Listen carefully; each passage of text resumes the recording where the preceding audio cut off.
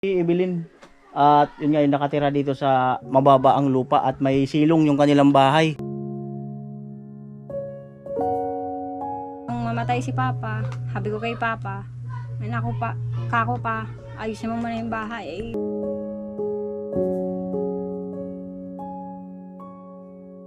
Bata, minsan ang ano ko lagi, tatakbo. Ilang beses na ano dyan. Ilang beses na ano yung mga paa nila. Ayun, kinakatakot pag nahulog yung bata.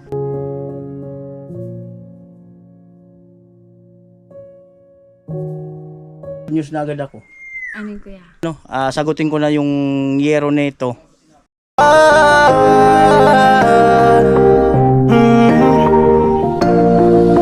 Kung sa pagtulong ng usapan ko, yan ulit sa kalam. Yo! Mga magandang araw po muli sa inyong lahat. At ngayong araw na ito, birthday kasi ni Johan. Ayan. Ayan. Anak yan nung pinsang ko. At kanina, abang nandito ako, nagsusursalita ako, bumulong siya. Sabi na, Tito Noli, tulungan mo naman kami kasi yung bahay namin, sabi niya, tulo na raw yung bubong, sira-sira na yata yung yero at tagilid pa. Malakas yung ulan. Ay, kala ko si Yuhan. Ay, si Yuhan, nahiya. Yuhan, halika na. Ano yung sinabi mo kanina na tumutulo-tulo yung bubong nyo?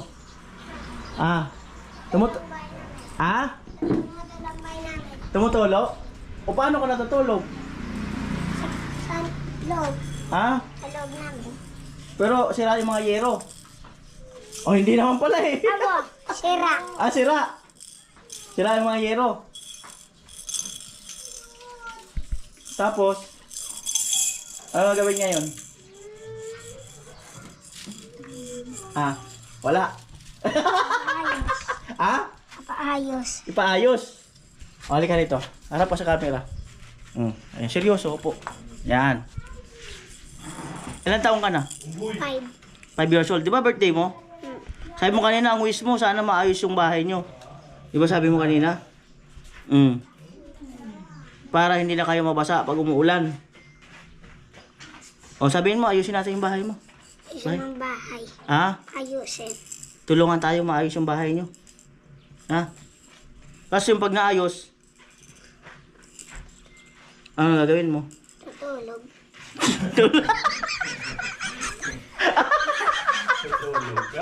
Tutulog ka naman. Kasi ayos na.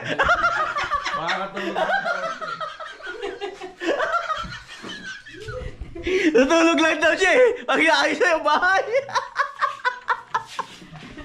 Ay mga kanuli, ganun talaga yung mga bata, no? Ganun talaga mga bata. Kasi nga, yung alam mo ganun, ilang taon? 5 years old. Alam niya kasi nagbablog ako. Bumulong siya. Sabi niya, Kuya Noli, sana mabisita mo yung bahay namin. Kasi, kumbaga, bagamat, pinsan ko nga yung tatay niya. Hindi ko naman alam yung kalagayan ng kanilang buhay kasi kailan na ako nag-stay dito sa Kamsur. At ayun, ay tulo-tulo lang ako kanilang bahay. At samahan nyo mga kanoli, pasyalan ko lang, tingnan ko lang kung tingnan natin ang sitwasyon at kung ano ang magagawa. At ayun po mga kanoli, puntahan namin yung bahay ni pinsan. Tingnan namin. Ayun, nauulat lakad ka.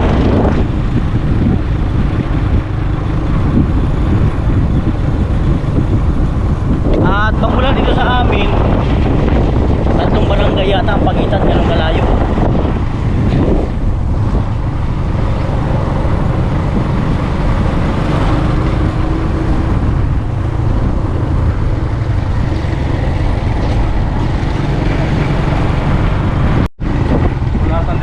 At di ba dito tayo tumagos noon? Ayan, at yan po dito sa way na to, papuntang Buraburan mga kanoli.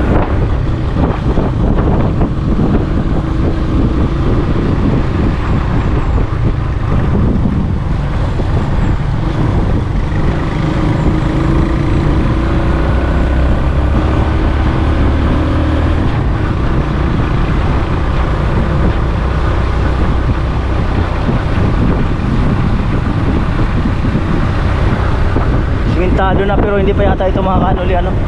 Di ba ito sagad hanggang dulo.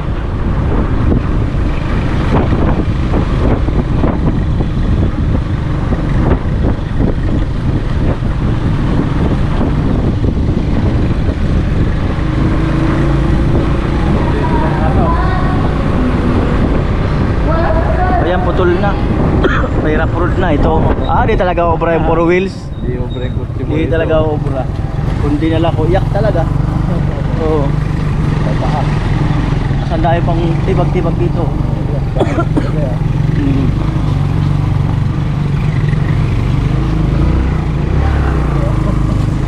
Pagbiling. Pati na po. Ala, grabe. Road talaga. Taas.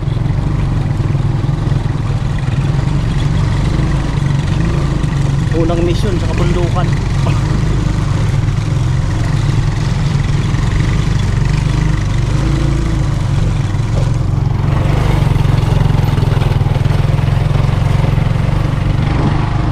Hindi ka takot na?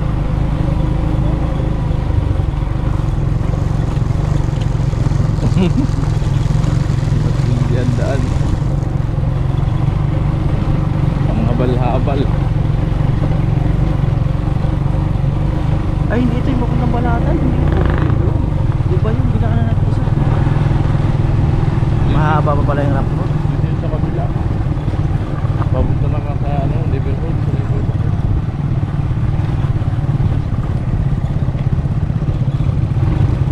Mahaba ang Liverpool pa pala dito. Mahaba pa nga. Wala, iyak talaga si Becky. Nakataon. Yun lang sa may sikit ito. Di pa din niligyo no.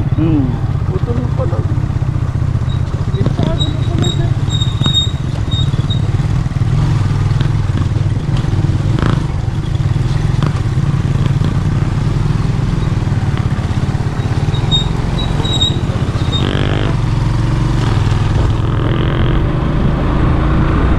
At dito, simentado na. Ang oras natin ay 1:25 ng hapon. Maganda rin yung view. Patuloy.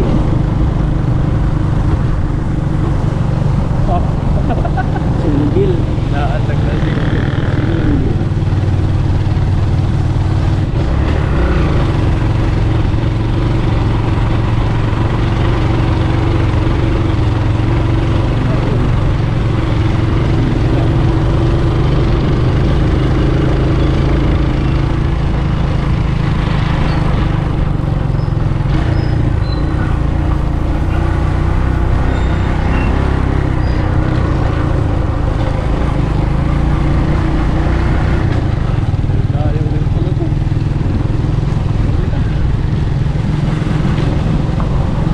Kuprahan. Uling.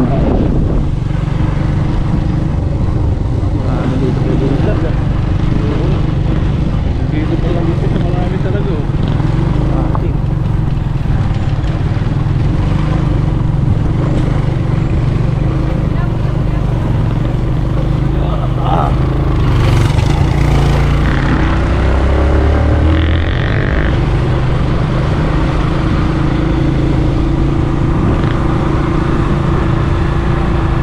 Palayo-layo rin mga kanuli.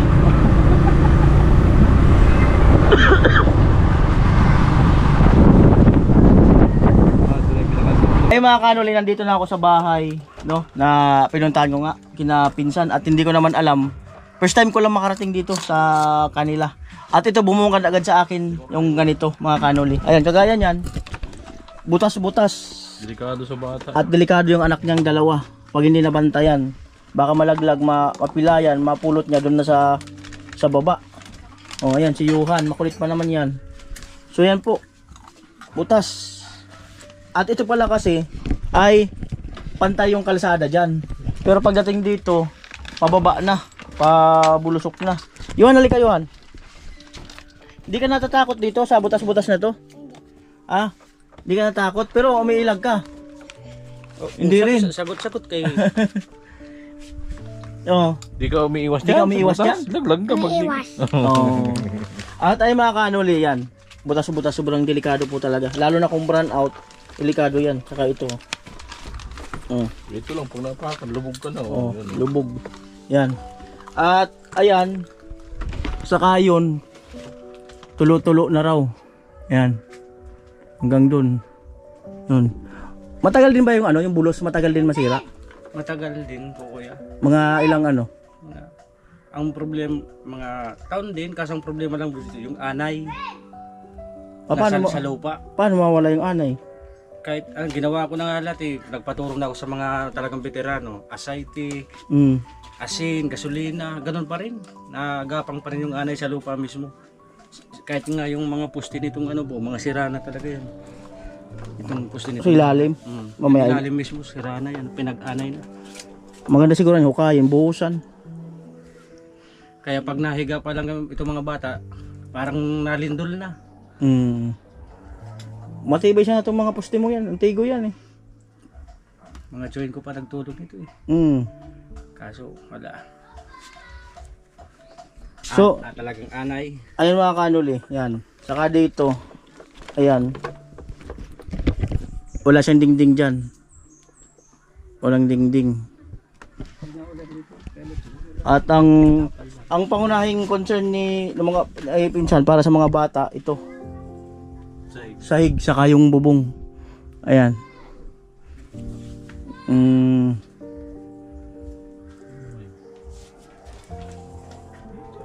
Ano ipalit natin?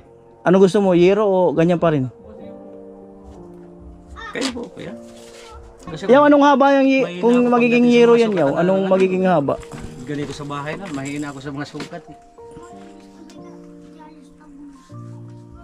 3, 6, Okay pa naman yung mga pamakuan. 1 G siguro. Mga ilang piraso, tingin mo.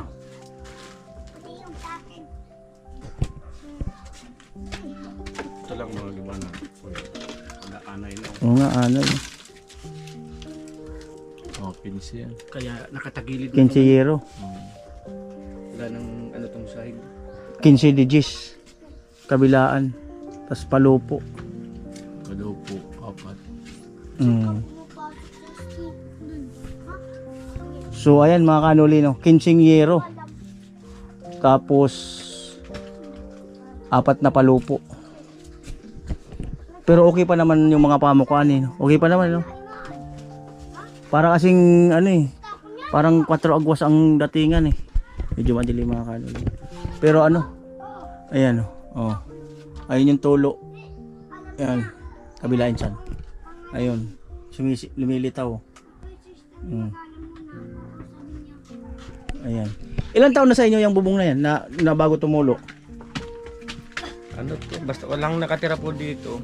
3 taon. Tapos 2 taon na kami dito. 5. Ganyan na.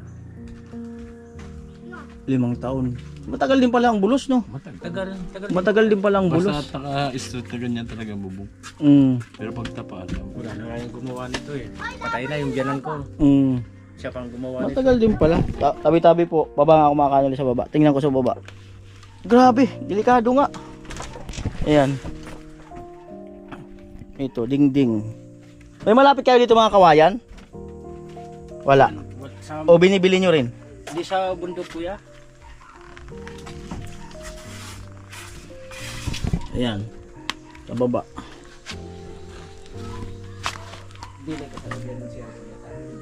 Tara, Sir Musadi. Oo.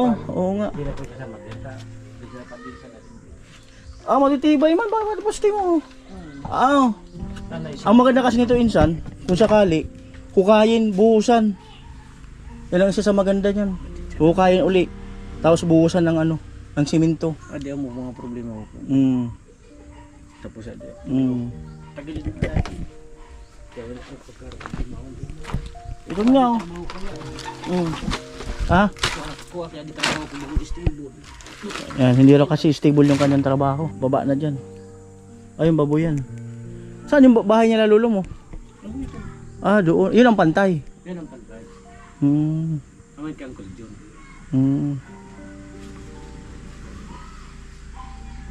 Ayan Dito, mga kanyo. para mapantay ito, pagtsatsagan, pag hahagutan ng lupa, dyan sa kanila angkol, kabilang kalsada. Mm. Oh, ayan si Yuhan. Kaya lagi yan dinadala doon sa kabilang bahay kasi nga delikado dito. Baka malaglag. Yan kagaya niyan. Oh, yan sobrang delikado, napakataas. Walang dingding. Oh.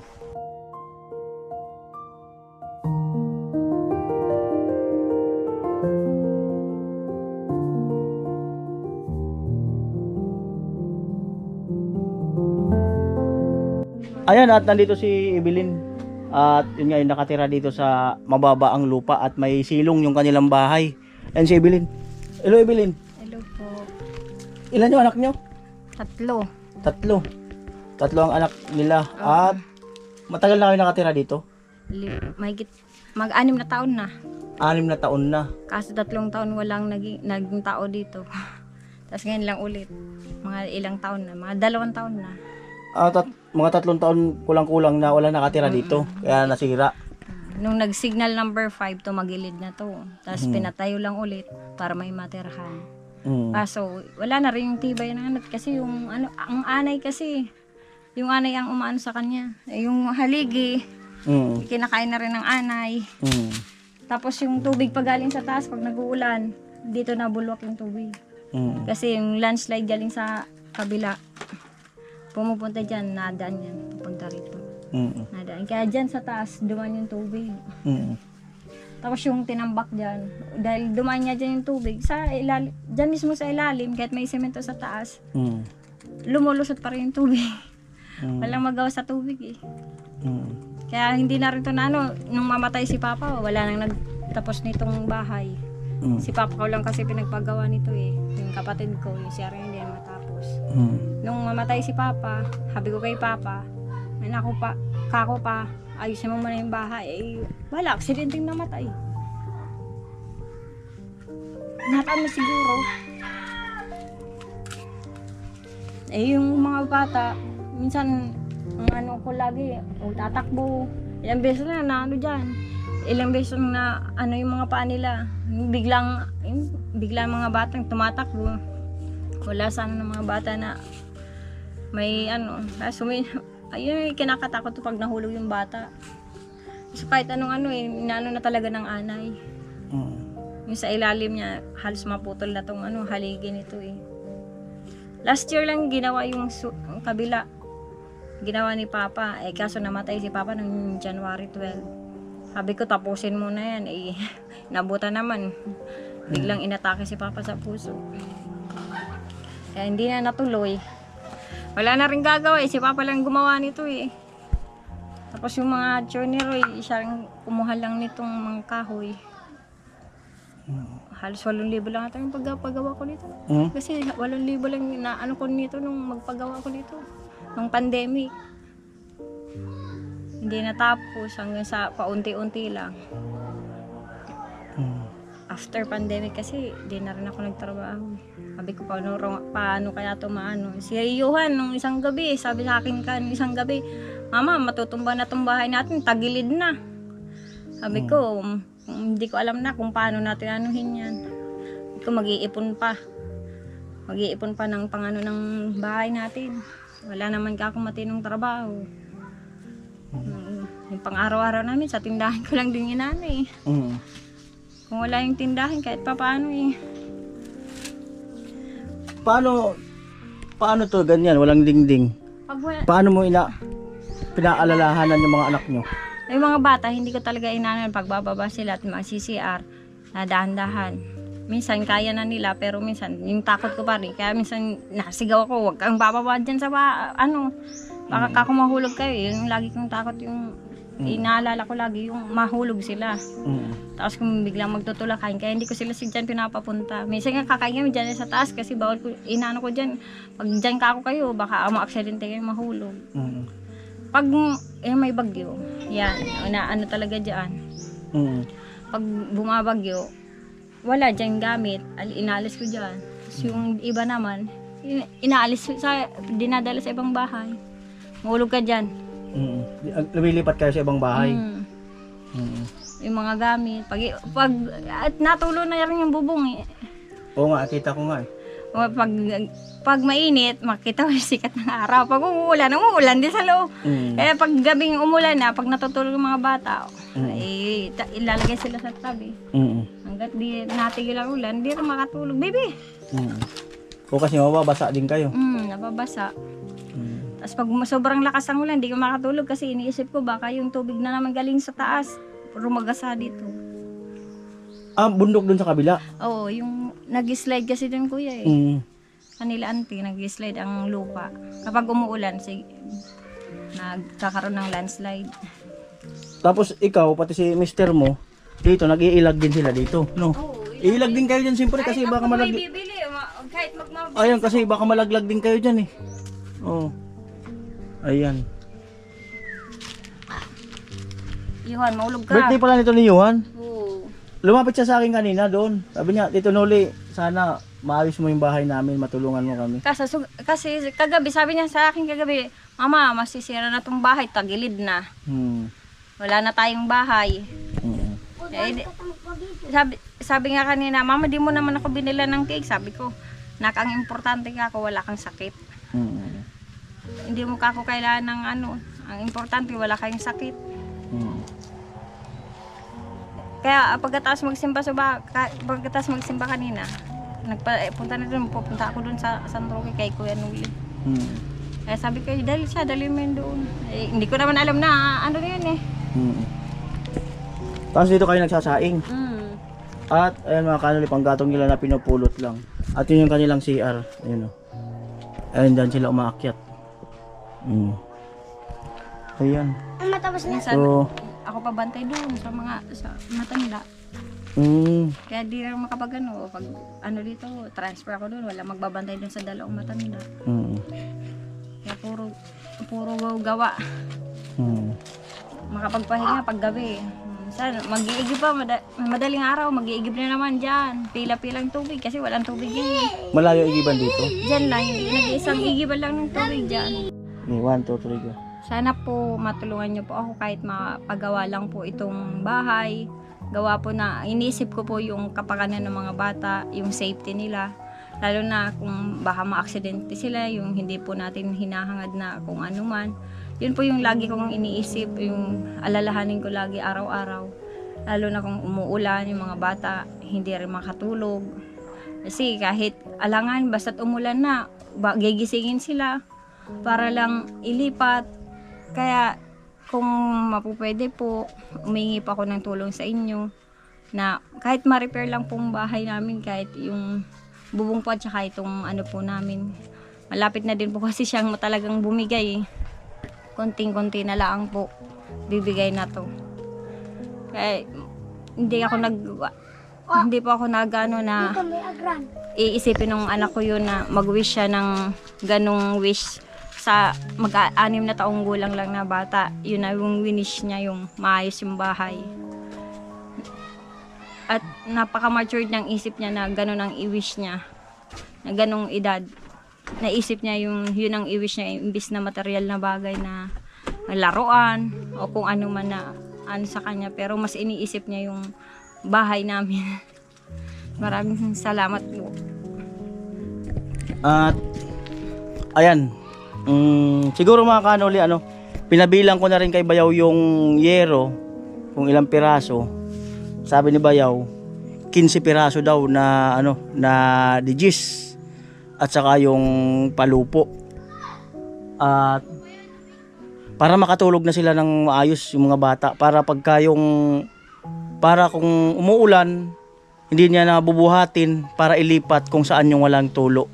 At mahirap yun mga kanoli. Marami na akong na-vlog na ganito ang sitwasyon na tumutulo. Yung iba nga may timba pa, yung iba may planggana pa, yung iba nakatali na yung pansahod doon. So wala silang nakasahod na doon na nakatali. Talagang kagaya ni student girl, ni malunggay, sila squatter, marami na mga kanoli na i-vlog na nasolusyonan. So ito ay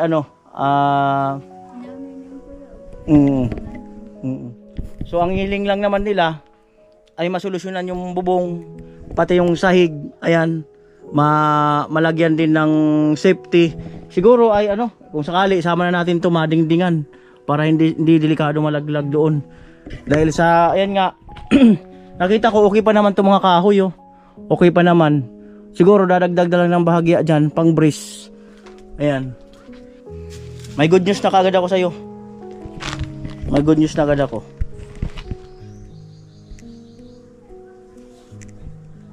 May good news na agad ako. Ano yun, kuya? Sagot ko na yung yero. Salamat, kuya. Salamat po sa mga sumusuporta kay Kuya Noli. Salamat po sa magbibigay ng tulong. So ay mga kanoli, sagutin ko na yung yero nito. At kung kakayanin, isingit namin to na magawa. Baka siguro, di ko alam kung baka 3 araw to, no, na gagawin. Nga ganun, siyempre i-deliver dito at aanin pa yung kakalasin yun.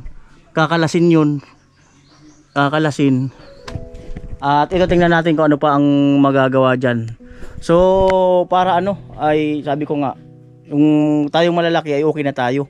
Yung para na lang sa mga bata ang ating iniisip na pagka tuwing umuulan, lalo ngayon tag-ulan na, gigisingin para iusog at ilipat.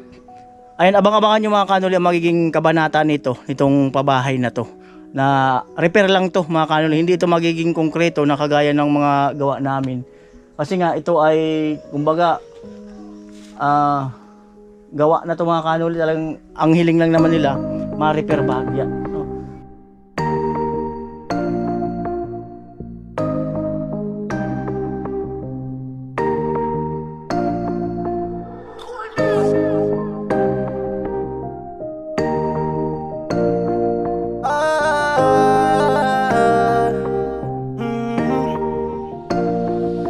Kung sa pagtulong ng usapan ko yan ulit sa kalam, wala na akong masasabi sa taon na yan. Kasi siya ay kakaiba, mas sinuuna pa ang pagtulong niya sa kapwa, doon na siya masaya. Kung sa pagtulong ng usapan ko yan ulit sa kalam, wala na akong masasabi sa taon na yan. Kasi siya ay kakaiba, mas sinuuna pa ang pagtulong niya sa kapwa, doon na siya masaya.